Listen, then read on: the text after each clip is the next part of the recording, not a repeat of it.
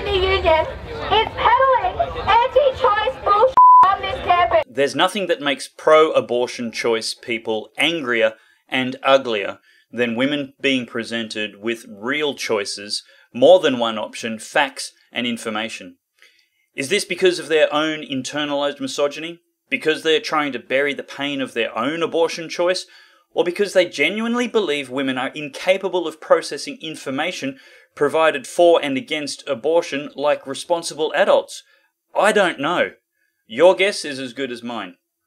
It's as inexplicable to me as someone getting angry at people handing out the scientific facts for the humanity of slaves with the agenda of ending the dehumanization of black people. The footage you're about to see was recorded yesterday at Sydney University O Week.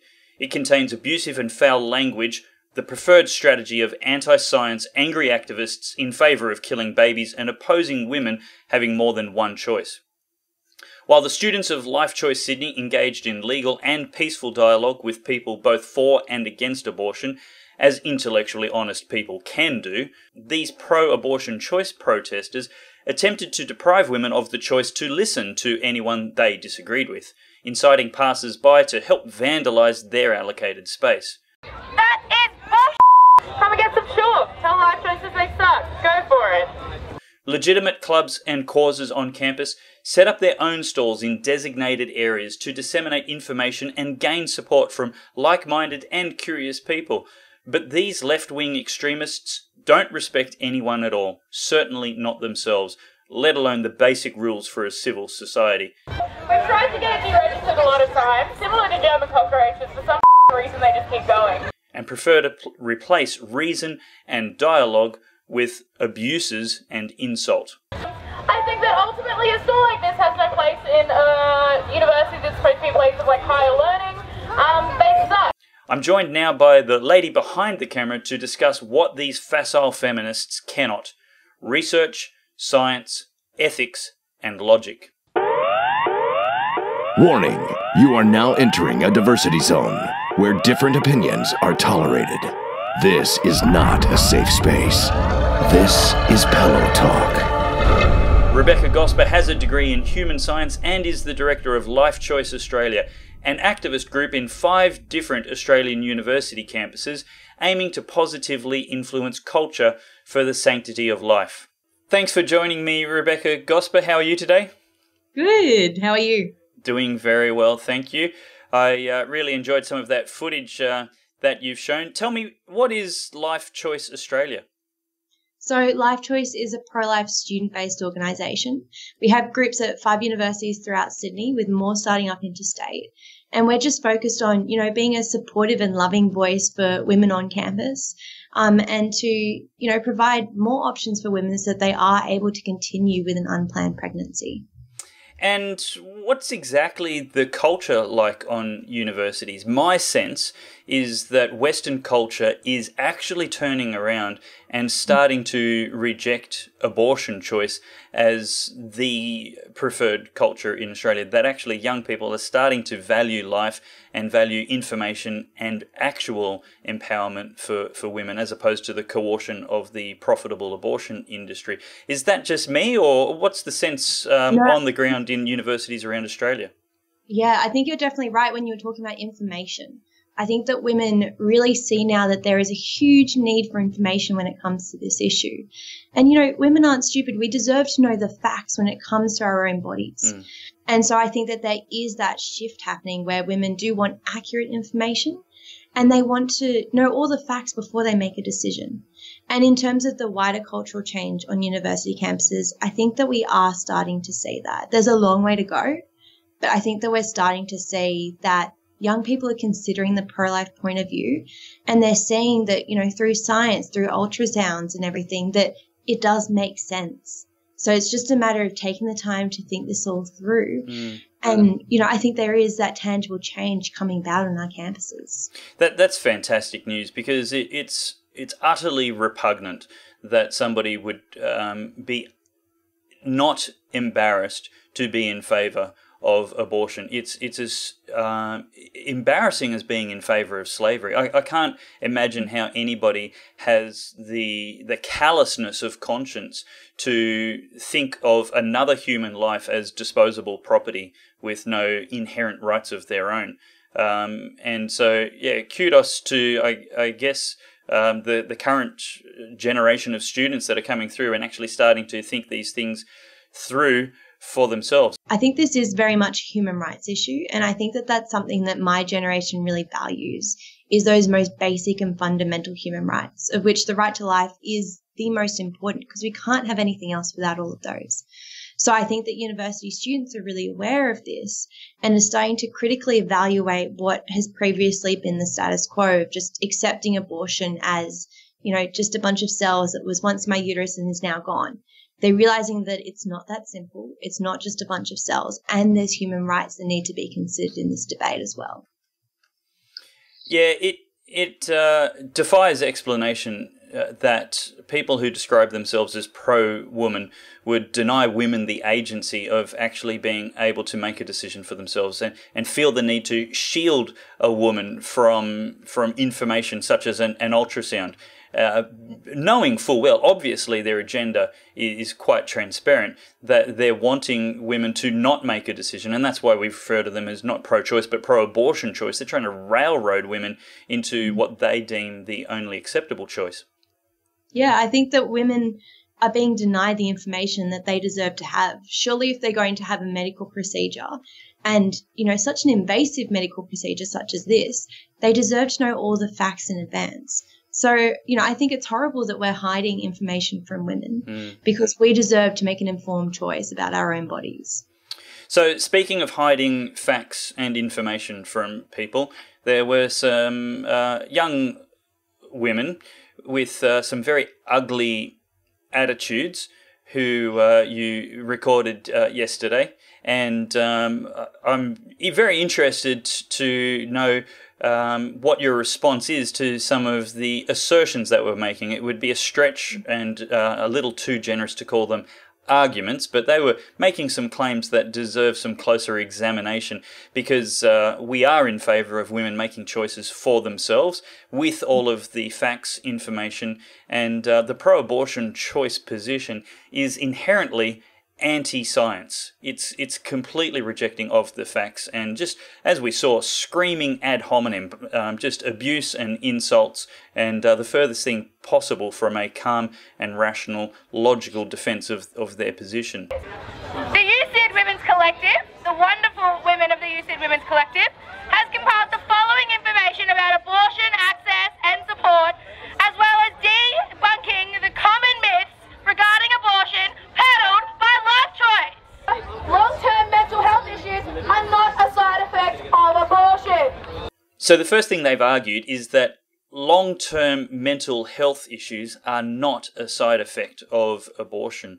Is this right? They claim that this isn't right. What's the data and the research to back that up? Yeah, so this isn't correct. So according to a 2011 meta-analysis that interviewed over 800,000 women, they found that women who have had an abortion are at an 81% higher increased risk of subsequent mental health problems compared to women who haven't had an abortion. So this clearly shows that there is a long-term mental health impact of having an abortion. It's not just another medical procedure. There's something more to this one. Yeah, and it's that evidence is well out there and well established. To dismiss it out of hand is intellectually dishonest. Yeah, and I mean that, you know, I think that when you make a statement like there's no long-term mental health impact of abortion, it hurts all those women who have had abortions and are feeling grief because of that. So you're just telling that huge bunch of women that their suffering isn't valid and that they shouldn't be feeling that way. And I don't think that that's helpful to anybody. Now, something else these feckless feminists asserted was that giving birth faces more risks more often than having an abortion. Giving birth faces larger, more common risks than abortion. What are the facts on that? So there are a few facts that come into play here. So when you're thinking about second and third trimester abortions in particular, you have to keep in mind that by this stage, the placenta is bound to the lining of the womb, which means that there's considerable force needed to remove that, and this can result in heavy bleeding.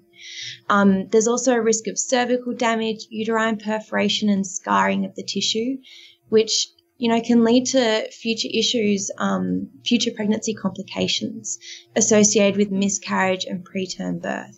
So, for example, a 2009 meta-analysis found a 50% increase in placenta previa in women who had had at least one induced abortion.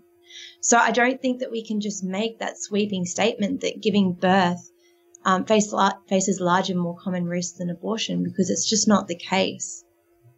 Yeah, certainly childbirth has been dangerous in the past. But, advances in medical technology make it an incredibly safe and common practice now in developed Western countries. But the remarkable thing is that abortion is not a procedure of choice in developing nations where childbirth carries more risk. It's only this Western trend that likes killing our children. Yeah, I think it is very much something that is found in the West rather than in less developed countries. The other thing that bears mentioning, of course, is that their assertion that abortion is safer than childbirth begs the question, safer for who? Because every abortion has a 100% mortality rate for the people who are being aborted. It is not the woman's body that ends up in the bucket. It's a dismembered, violently assaulted person, living human, with completely unique DNA from the moment of conception. It's an utter rejection of the bare facts of the scenario going on to assert that abortion has any kind of safety involved when the designed outcome is death of a living human. Yeah, exactly. And I think that this is a disgraceful violation of the most basic human right and the rights of that unborn child. And, when we're talking about women that think that abortion is totally fine or advocating for it, they also need to have a look at the stats in terms of the number of unborn baby girls that are being aborted simply because they're girls. And I think that's a disgusting violation of women, that not only are women the ones that are coerced into abortions, but the unborn girls are the ones that are targeted most often by abortion. Yeah. Now, the other thing that these factless feminists threw in your face was that your organisation and not abortion is the real cause of anxiety and depression amongst women. A study I'm sure they have never ever conducted, and is the result of their amazing wit and intellect. Abortion causes depression and anxiety. Well, my fellow students, LifeChoice causes depression and anxiety. What are the research and data that show the rates of anxiety and depression amongst post-abortive women that you're relying on? According to a 2011 study, researchers found that women who have had an abortion are at 138% higher risk of mental health problems compared to women who gave birth. So they've also found that these women had an increased risk of anxiety, depression, alcohol misuse, marijuana use, and suicidal behaviour compared to those who hadn't had an abortion. So, LifeChoice, we're here to be a supportive voice for women on campus. We love women whether or not they've had abortions. And we think that, we just want the best for these women. And clearly abortion is not the best that we can be offering them. Yeah, absolutely. Do you actually have women, young women, any age, come to you and ask for resources, for counselling, perhaps for pregnancies they're facing or disposed of? Yeah, all the time. So we have women coming up to our stall saying, look, I've just found out I'm pregnant. I don't know what to do. And we give them information for professional support that they can, they can go to and get counselling and more information. Yep. We have women that come up saying, I had an abortion 3 years ago and I'm really struggling. And we say, that's okay. We can help. We can give you professional counselling from, other people and do what we can to help you. Yeah. And look, it has to be said that the pro-life position is compassion for mother and child, and for family and the whole extent, father and the whole extended family. And, it's not about condemning the people that are involved, because these are incredibly difficult situations that these women are facing, and quite often they're being forced into decisions against their will. They're often the victims of domestic assault by being coerced and pushed, sometimes not by the father, but sometimes by the extended family, cultural pressures, etc. And we have to, I won't pretend I know the stat off the top of my head, but there's a incredibly large number of women who said if only they had someone offering them support, they would have made a different choice.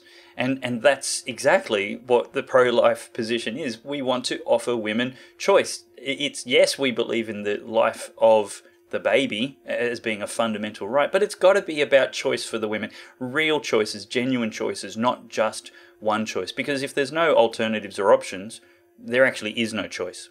Not a choice, exactly. And I've met way too many women who have come up to me saying, I wish I'd met you guys 3 years ago when I was pregnant and didn't know what to do.